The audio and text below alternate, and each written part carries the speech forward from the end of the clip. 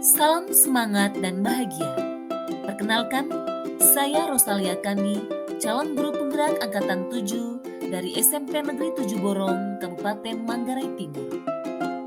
Pada kesempatan ini, saya akan memaparkan demonstrasi kontekstual pemikiran filosofi Ki Hajar Dewantara tentang pendidikan.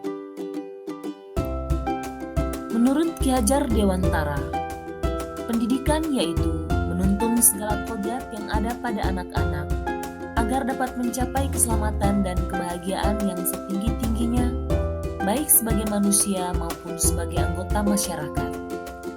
Melalui buah pemikirannya, Ki Hajar Dewantara berpendapat jika pendidikan adalah proses untuk memanusiakan manusia. Oleh karena itu, sosok guru menjadi bagian terpenting dalam dunia pendidikan. Sebagai sumber pengetahuan dan keteladanan memiliki peran strategis dalam mendidik generasi bangsa. Bapak Pendidikan Indonesia Ki Hajar Dewantara pernah mengatakan, guru memiliki 3 peranan penting, yaitu lewat semboyannya yang sangat terkenal, Ingarso sum tuludo, di depan memberi teladan, Ingmadio mangun karso, di tengah membangun semangat, Wuri Handayani, di belakang mendorong siswa. Ketiga semboyan tersebut di atas harus menjadi semangat para guru demi mewujudkan Merdeka Belajar. Merdeka Belajar itu sendiri merupakan sebuah gagasan yang membebaskan para guru dan siswanya dalam menentukan sistem pembelajaran. Makna kemerdekaan belajar yang diusung Ki Hajar Dewantara yakni bagaimana manusia harus dimulai dari mengembangkan bakat. Seorang guru yang adalah pendidik dan pengajar harus dapat menerapkan model pembelajaran yang memerdekakan anak dan segala aspek kehidupan, baik fisik, mental, jasmani, dan rohani, dan model pembelajaran yang cocok dengan karakter dan budaya Indonesia, yakni tidak memakai syarat paksaan. Guru harus dapat menempatkan peserta didik sebagai subjek, bukan objek pendidikan.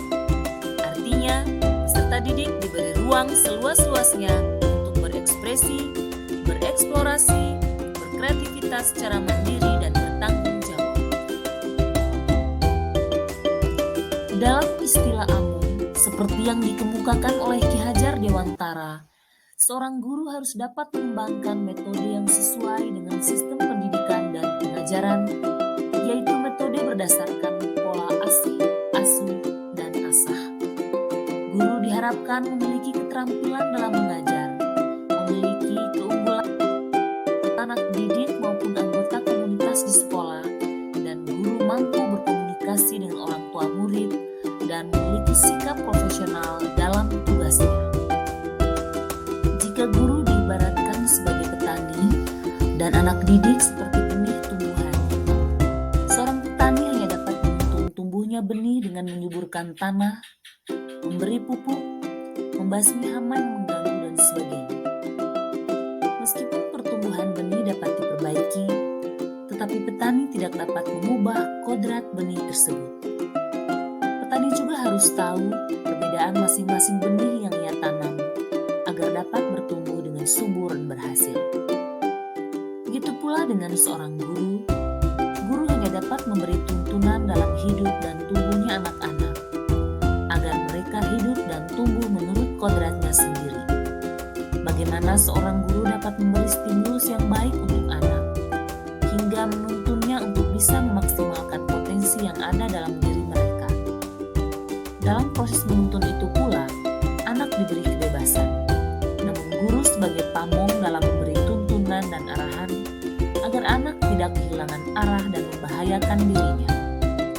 Guru harus bisa memfasilitasi anak agar dapat menemukan kemerdekaan dalam belajar.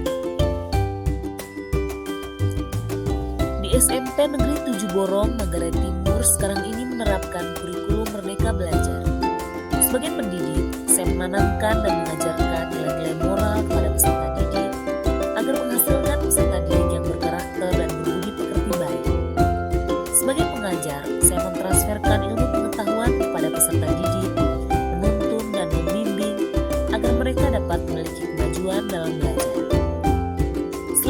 di sekolah, saya juga mengajak peserta didik untuk berpartisipasi aktif dalam kegiatan di gereja dan masyarakat, yaitu bergotong royong dan kerja bakti bersama membersihkan halaman sekolah dan gereja, serta aktif dalam kegiatan kerohanian seperti kegiatan paduan suara, menjadi bisinar, dan lain sebagainya. Hal itu merupakan tindakan nyata dari proses pembelajaran di kelas. Kegiatan paduan suara juga dilakukan dalam rangka mengikuti kegiatan perlombaan dalam memeriahkan hari-hari besar kenegaraan yang diselenggarakan di tingkat kecamatan dan kabupaten, dan juga dalam rangka kegiatan adat istiadat di masyarakat dan dalam ajang-ajang lainnya. Nah, di sini sebagai guru, saya berperan sebagai pelatih untuk menampilkan anak, dan saya mengharapkan anak dapat menjadi tenaga yang siap pakai, baik dalam kegiatan rohanian di gereja, juga kegiatan di masyarakat, sesuai kemampuan yang mereka miliki. Kegiatan-kegiatan seperti ini juga dilakukan untuk mengembangkan minat dan bakat mereka. Agar kegiatan tersebut dapat berjalan dengan baik dan lancar, tentu membutuhkan dukungan dan kerjasama dari berbagai pihak. Tantangan yang saya alami selama ini yaitu kurang ketersediaan fasilitas penunjang proses pembelajaran dan kurang adanya kerjasama yang baik antarkan sejawat.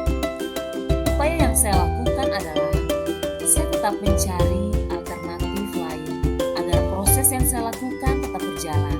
Misalnya menerapkan metode lainnya yang apa adanya sesuai kondisi setempat, mengganti alat peraga yang lain, dan sebagainya. Saya juga tetap berupaya berinteraksi dan berkolaborasi, membangun komunikasi dan kerjasama yang baik dengan Bapak Kepala Sekolah, rekan sejawat, masyarakat, dan peserta didik, agar apa yang menjadi harapan dan cita-cita bersama dapat terwujud. Kita